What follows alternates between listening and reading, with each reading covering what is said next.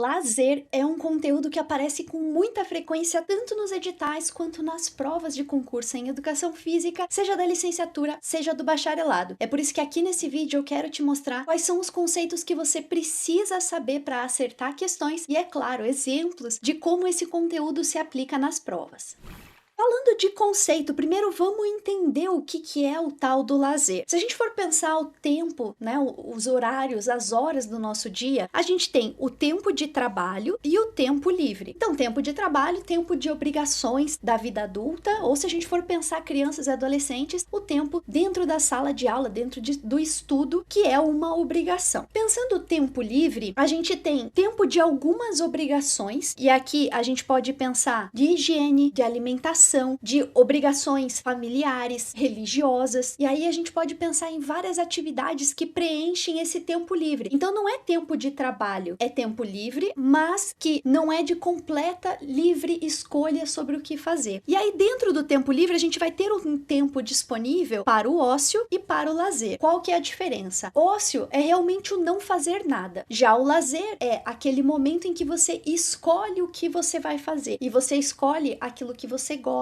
aquilo que você sente prazer, ou então alguma coisa que você queira utilizar como uma forma de descanso ou desenvolvimento pessoal. Então, dentro dessas divisões, a gente tem uma grande separação entre tempo de trabalho e tempo livre, só que dentro do tempo livre, nem tudo é de livre escolha, nem tudo eu posso escolher simplesmente o que fazer, porque eu tenho algumas obrigações, eu tenho coisas que eu necessariamente preciso fazer no meu tempo livre. Então, muitas vezes as pessoas, quando pensam o seu dia, pensam, não, 8 horas de trabalho por dia, eu durmo outras 8 horas, que a gente pode chamar aqui um tempo livre, mas é um tipo de obrigação. Eu tenho 8 horas de tempo livre, mas essas 8 horas não vão ser de lazer, porque eu vou usar esse tempo para outras necessidades também.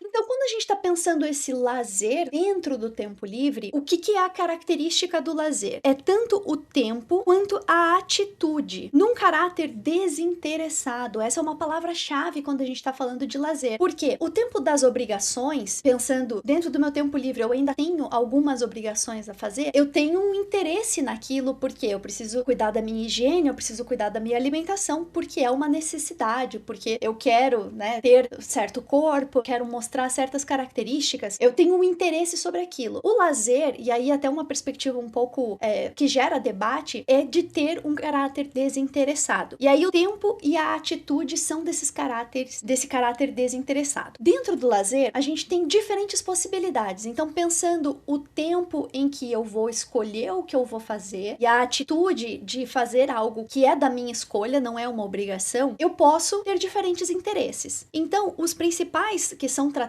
na literatura são os interesses físicos, práticos, artísticos, intelectuais, sociais, turístico e o virtual. Físicos, a gente está falando especialmente das atividades esportivas. Então, especialmente falando de educação física, a gente vai trabalhar muito com essa perspectiva do interesse físico. E aqui atividades esportivas, mas a gente pode pensar outras práticas corporais também. Interesses práticos, os exemplos que são dados na literatura é de jardinagem, artesanato. Artísticos, que quando a gente tem uma experiência estética. Os intelectuais relacionados ao conhecimento científico, eu quero aprender alguma coisa. Sociais, bailes, eventos, sair pra balada. Turístico, aqui a gente tem um acréscimo, né? Tradicionalmente são falados esses 5, né, de autores mais tradicionais. E aí a gente tem esses 2 últimos, que são autores e autoras brasileiros, que começam a trabalhar pensando uma modificação e até um perfil um pouco mais recente, de décadas mais recentes, que é o turístico, proposto por Camargo, e o virtual, proposto por Schwartz. E aí virtual é um sentido de digital, internet mesmo, e turístico de viagem, que pode estar relacionado a outros interesses também, quando a gente pensa que numa viagem você vai fazer coisas que podem abordar diferentes interesses. Então, de certa forma, essa organização ajuda a pensar conceitualmente possibilidades, e isso em especial é importante para a educação física porque vai ser trabalhado nas aulas de educação física, a gente já vai entender como. Quando a gente fala de lazer e a relação com a educação, que é um tema bastante trabalhado, especialmente em provas da licenciatura, a gente vai ter a educação para e pelo lazer. A educação para o lazer significa que o lazer, ele é um objeto, ele é um assunto, ele é um tema da educação. Então, na aula de educação física, eu posso trabalhar esportes, jogos, ginásticas, lutas, danças, práticas corporais de aventura, brincadeiras, e relacionado a esses conteúdos, eu posso trabalhar o lazer. Então, por exemplo, a BNCC vai falar do protagonismo comunitário como uma dimensão do conhecimento. Esse protagonismo comunitário tem relação com aonde que os estudantes podem aplicar aquilo que eles aprendem na aula de educação física na sua comunidade. Então, o educar para o lazer pode trabalhar dentro da BNCC com essa relação de protagonismo comunitário, por exemplo. Não é a única forma, mas é só um exemplo. No sentido de que eu vou trabalhar com os meus alunos das diferentes idades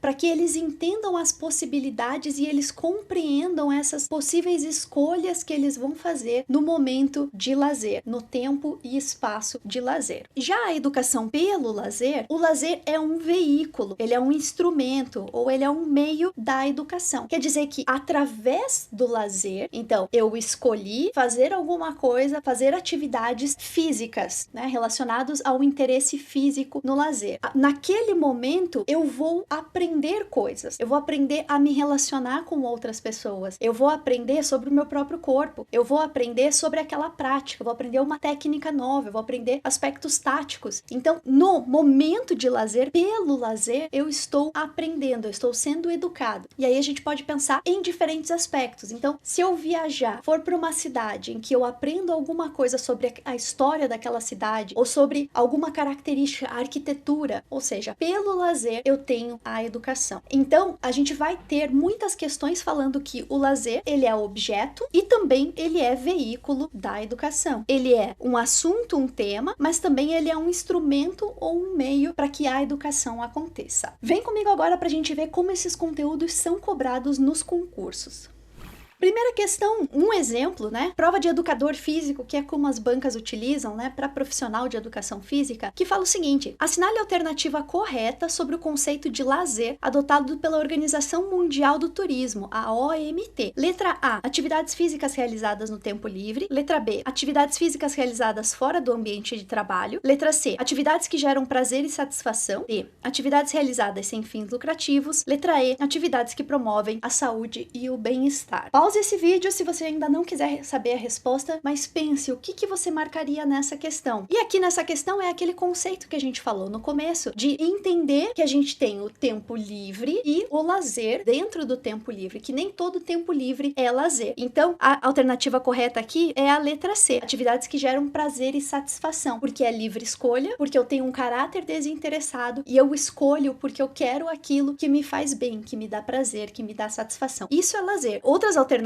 aqui são outras coisas ou não são tão específicas em relação ao lazer. Outro exemplo, prova de licenciatura. Conforme a literatura da área, lazer é definido como conjunto de ocupações nas quais o indivíduo se integra. Eu acho que aqui eles quiseram falar se entrega, mas vamos lá. De livre vontade, objetivando repouso, divertimento, desenvolvimento informal e participação social. De livre vontade, objetivando melhora da performance, ganho orgânico e formação profissional. Por direcionamento do docente, objetivando recuperação, satisfação, conhecimento informal e participação social, ou por direcionamento do docente, objetivando melhora da performance, ganho econômico e formação técnica. Lembra da característica do caráter desinteressado e da livre vontade? Então aqui a gente já elimina a letra C e letra D. E o objetivo, no fim das contas, lembra do caráter desinteressado. Então não é performance, formação profissional. Isso vai acontecer em outro momento. Muitas vezes no tempo das obrigações, não do tempo de lazer. Porque no tempo de lazer é repouso, divertimento, desenvolvimento mais informal, participação social. Então o gabarito é a letra A. Outra questão de Instituto Federal, vamos lá. No âmbito escolar, são inúmeras as discussões sobre qual disciplina é responsável pela educação para o lazer, sendo a educação física comumente apontada como única responsável por essa tarefa. Quanto à aplicação do lazer no espaço escolar, assinale a alternativa incorreta. Então vamos lá. Letra A. As diferentes disciplinas do currículo devem contribuir com a educação para o lazer. Lembra? Educação para o lazer é eu ensino sobre as possibilidades que se tem de lazer.